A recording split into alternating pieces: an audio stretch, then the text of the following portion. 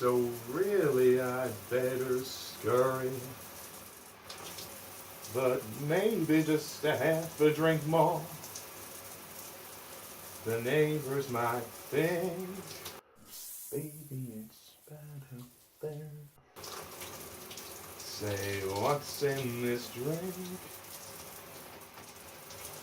I wish I knew how to break the spell.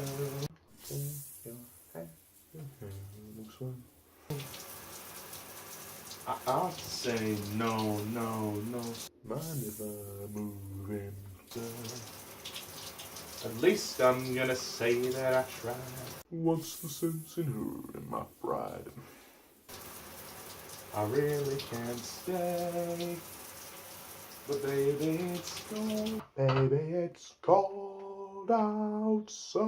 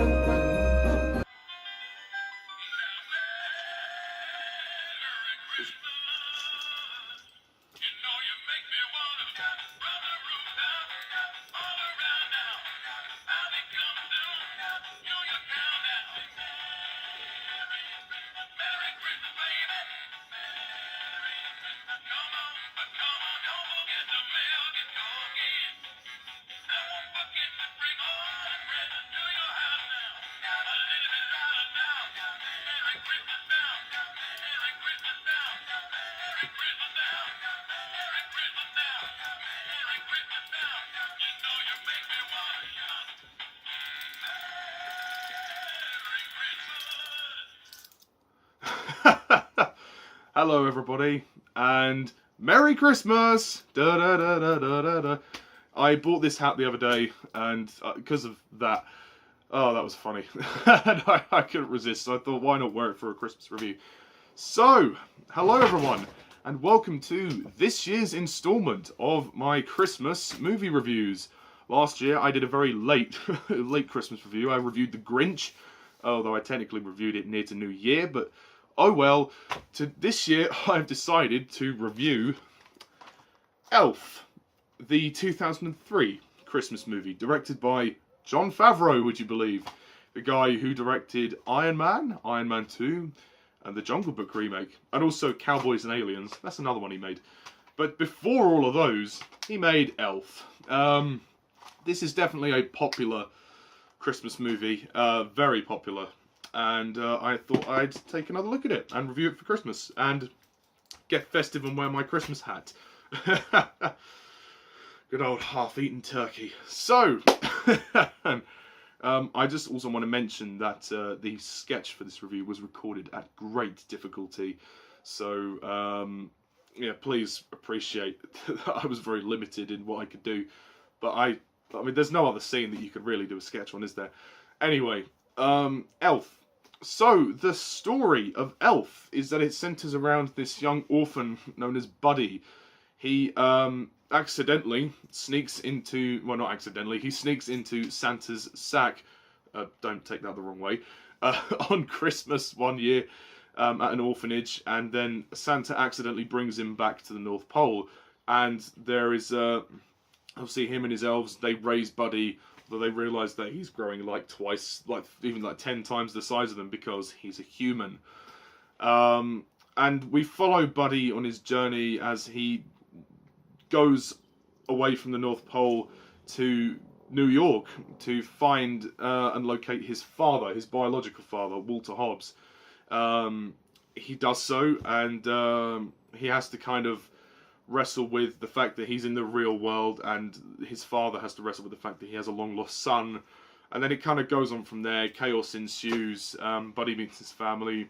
He forms a particular bond with this girl working in the shop known as Jovi. They have a bit of a romance, and Buddy has to find his identity, really. Like, where does he fit in to this world, because he doesn't belong. He doesn't feel he belongs in the North Pole, and he doesn't feels like he belongs in New York. So yeah, that's essentially the story of Elf. So Elf. Now, this film, I actually remember being taken to see this film when I was very young. Me and my sister, we were taken to see this film. Our parents took us to watch this in the cinema. And we really enjoyed it. It was a great experience. And obviously, years and years have passed. And, you know, I've seen this film many times. But I did take another look at it before this review, in preparation for, this review. So, Elf. I think it's fair to say Elf has aged quite well. Not brilliantly, quite well. It's a good Christmas movie. Is it fantastic? No. But it's definitely something I appreciated more as a child. I do really like this film. I think it's a great, fun Christmas movie. And it's very festive and it's highly enjoyable. But I feel that this is a film that children will appreciate more than adults. Not to say that adults won't enjoy it, but I feel that it's catered more towards children. I found myself, when I'm rewatching it, finding that the comedy is catered more towards children. Although obviously the shower scene is particularly quite funny, but if a little inappropriate.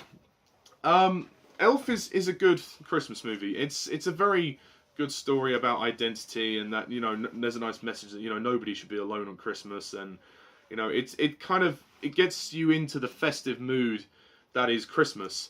And the story definitely, you know, has a lot of heart to it, with Buddy meeting his father, and, you know, his father's a bit of a dick at first, and he's a workaholic, and he at first his father doesn't want anything to do with him because he thinks he's clinically insane, but obviously he has a DNA test, and the doctor is played by Jon Favreau, by the way, the director. The cameo is done by the director.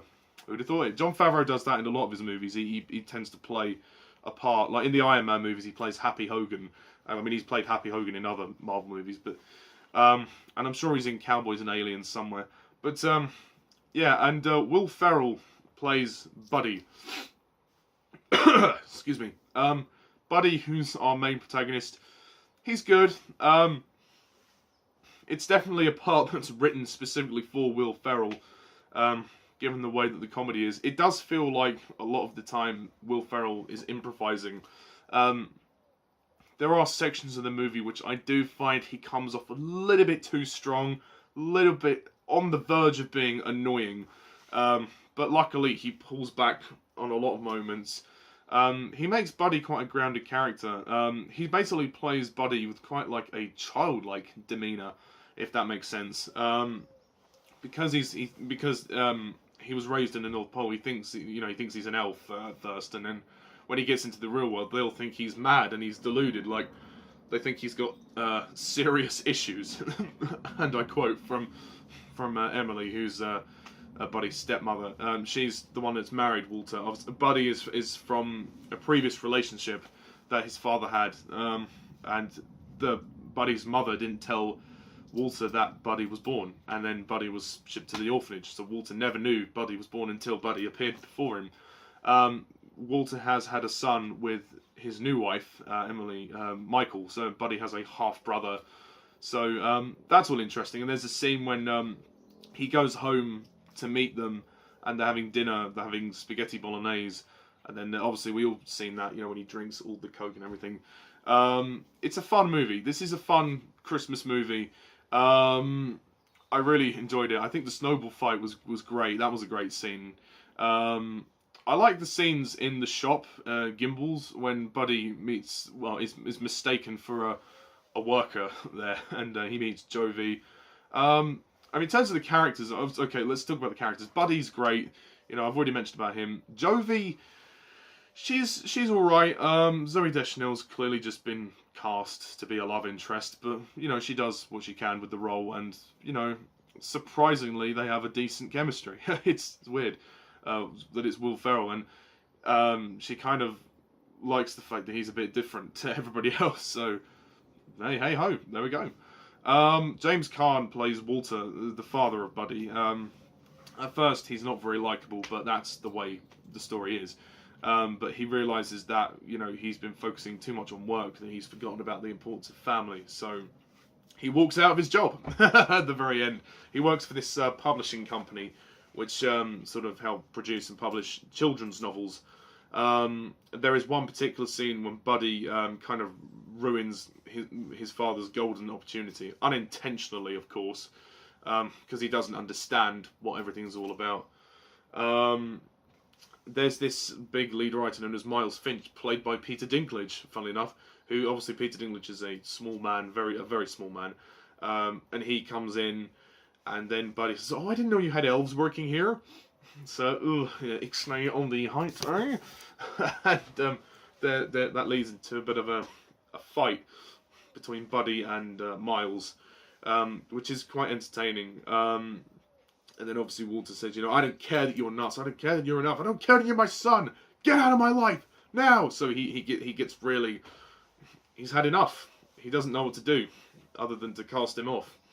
He doesn't want to believe that Buddy is his son. And Buddy, obviously being in the real world, doesn't understand how it all works. So when he first arrives in New York, we see a lot of comedic antics when he's picking the gum off the street, which is kind of disgusting. When he's running around the doors, and I said when he's in the shop and he makes everything right for Santa coming, because he thinks that Santa Claus is coming. It's quite funny. And then when the guy does come in, Buddy's like, "You disgust me. How could you live with yourself? You sit on a throne of lies." It gets all hilarious, and he pulls the guy's beard off, and he starts going, "He's a fake. He's a fake." And then there's a big fight that happens, which is hilarious. And then it ends with this store manager. I think his name's Crumper. He charges for the guy, and he rugby tackles the Santa guy on the floor. That's hilarious. Absolutely hilarious. Oh, it's just funny. I mean, that manager guy, he is funny. He's very funny. I like the character of Michael, the little boy. He's the little brother. He doesn't do much really, but he grows to appreciate Buddy after he gets to know him. And he's also responsible for getting Buddy and Jovi together to go on a date, which is cool. And Emily is the mother. She's fine. I mean, the characters are fine for what they are. But, I mean, the secondary characters don't get too much to do. But, yeah, no.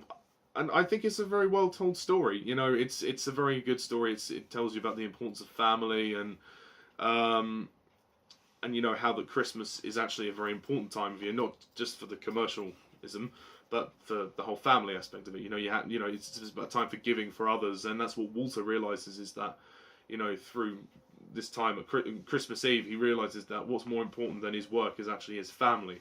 So the story is arced out very well. It's a very simple story, and it's told very well.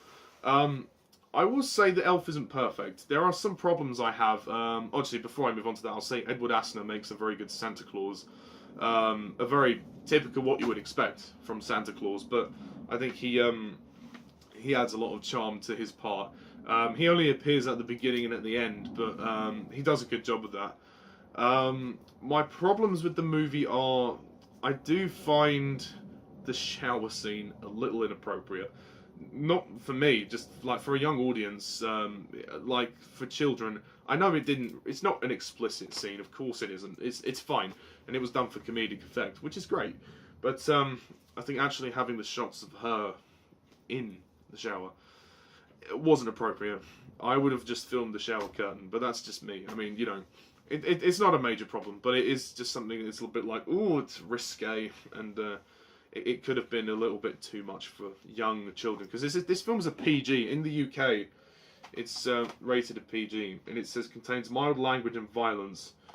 I would beg to differ on that one. There is, there's a lot more than that. But, yeah. The music of Elf is really good as well. I like the soundtrack. I don't know who's done the soundtrack. I'll have to look at that. Music. By Jon Debney.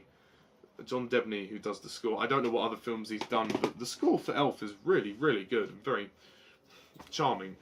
My problems of the movie are mainly the beginning section of the movie. There's a series of stop motion animation. It doesn't really fit. I'd say only do it if you're going to do all of it. It feels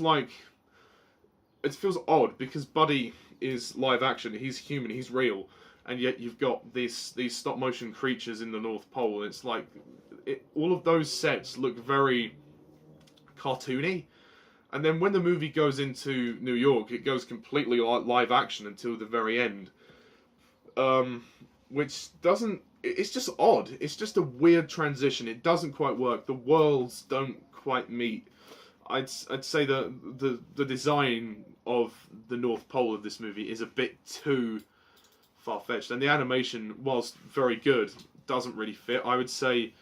either, I mean, and then you have a CGI troll as well. It's like, what's the point? You know, just having it for one shot. Either do CGI or do stop motion. I mean, the stop motion animation's good. It's fine, but when you're seeing characters like Leon and Mr. Narwhal and all those little creatures talking to Buddy, it doesn't look right. It doesn't look right at all. I'd say CGI them or have them, you know, animatronic or something, because the stop motion just looks weird, and then we go into live action. There's none of that until, you know, there's none of that for the rest of the movie, which is a slight problem for me. But it's not too bad. I also forgot to mention Bob Newhart plays Buddy's adopted father, the Papa Elf as they call him. And they do, like with the Lord of the Rings and the Hobbit, they do the sizing very well. Like Buddy's like 10 foot tall compared to them, so they've done that very well by sizing the elves down to make them very small. I thought that was very clever the way they did that. I'd say Jon Favreau directs pretty well. There are some funny scenes. I did laugh out loud at a few moments. I do think the movie was funnier to me when I was a kid. I felt like the comedy is more catered for kids, but you know what, that's fine. Also, the finale of the movie in the Central Park, when Santa crash lands in the park and they have to get the engine going, and they have to start singing to, you know, power the engine so that there's more Christmas spirit. One could argue that is slight cheese, but you know what? It's a Christmas movie. You know, who cares? It's a Christmas movie. So that's very nice when Jovi starts standing up and singing, "Oh, you better watch out. You better not cry. You better not pout. I'm telling you why. Santa Claus is coming to town." That's very nice. And you know, when they all start singing in unison, and then the engine actually gets blown off. It gets knocked off of the sleigh, and then you know people are just singing, and then the Christmas spirit is lifted, and then we see the sleigh fly at the end. I mean, that's nice. You know, it's very nice. I mean, yeah, Elf is a fun movie. I don't know much else really to say about it. There's a lot of fun to be had. The music's great. It moves at a good pace. It's only an hour and a half, so it's very, you know, entertaining to watch. It's mostly Will Ferrell doing his thing, but this is actually one of Will Ferrell's better performances, to be honest. And I also like the backstory about Buddy's origins, like how his mother gave him up. I think because she was ill. They never really explain why she was ill, but they just say, "Oh, I think she was ill," and then he was put in the orphanage, and she didn't, for some reason, she didn't tell Walter about him. Maybe they broke up or something. Susan Wells is her name. That's all we know, really. One thing that doesn't really make sense to me is how the hell did the father elf get the picture of Buddy's father and Susan Wells? I didn't get it. Because at the time Buddy was a baby, when he snuck into the sack, he didn't take the photo with him. He didn't take any photo with him. We didn't see that photo until Buddy was shown the photo. So how did they get it? Didn't quite work for me. But hey ho, you know, it's one of those things. I'll let it go. It's a Christmas movie. So Elf, it's not. I wouldn't go so far as to call it a classic, but it's definitely an entertaining Christmas movie.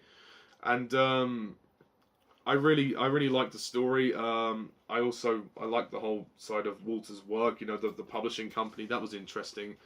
It has a great message about family and about Christmas, and it's a real fun movie to sit through. And there are some funny scenes. I think the production values look good, and all the New York scenes are entertaining. And it's great to see New York as well. Like, since obviously, I think the last time we saw New York in a Christmas movie would have been Home Alone 2, which was it came out like 11 years before this. I think 1992, I believe. So yeah, overall, I'm gonna rate Elf an 8 out of 10.